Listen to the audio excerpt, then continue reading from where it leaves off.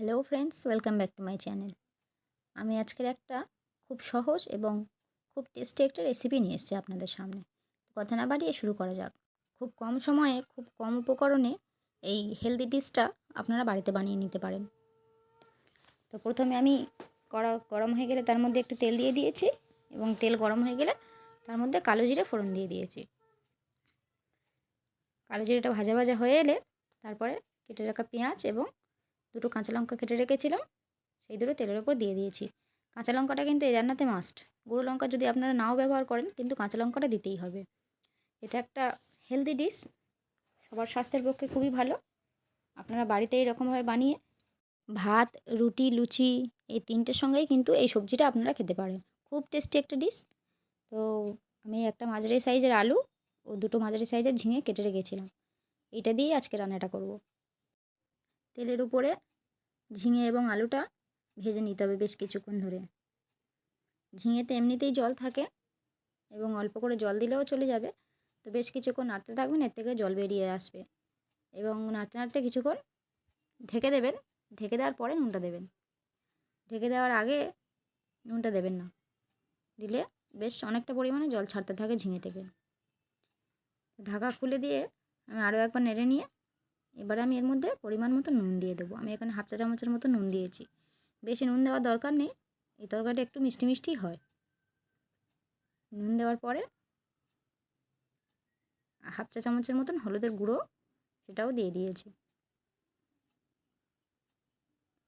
আপনারা যদি গুঁড়ো লঙ্কা না দেন কোনো অসুবিধা নেই, আমি এখানে অল্প করে একটু গুঁড়ো লঙ্কা দিয়েছিলাম একটু টেস্ট হওয়ার জন্য। আপনারা চাইলে নাও দিতে পারেন।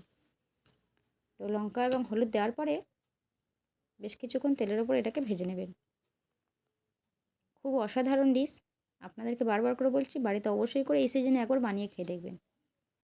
ঝিঙে এবং আলু আমার বেশ কিছুটা সেদ্ধ হয়ে গেছে, দেখতেই পাচ্ছেন। এবারে আমি জিরের গুঁড়োটা এর মধ্যে দিয়ে দেবো।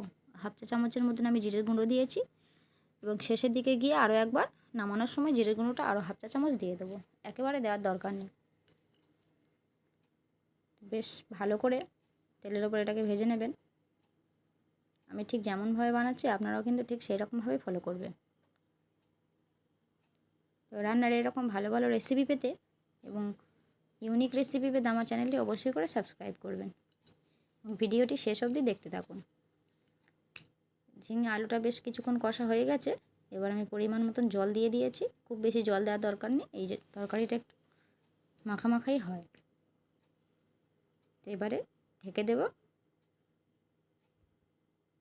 তরকারি বেশ কিছুক্ষণ ফোটার পরে একটু আদা বেটে রেখেছিলাম, সেইটা এর মধ্যে এবারে দিয়ে দেব।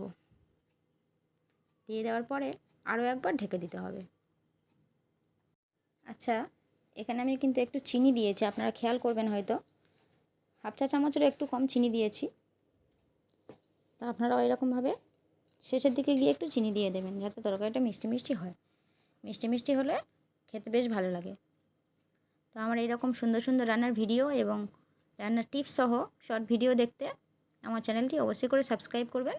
আমার চ্যানেলে যদি চাইলে গিয়ে দেখতে পারেন, এখানে অনেক শর্ট ভিডিও এবং ফুল ভিডিও দেওয়া আছে।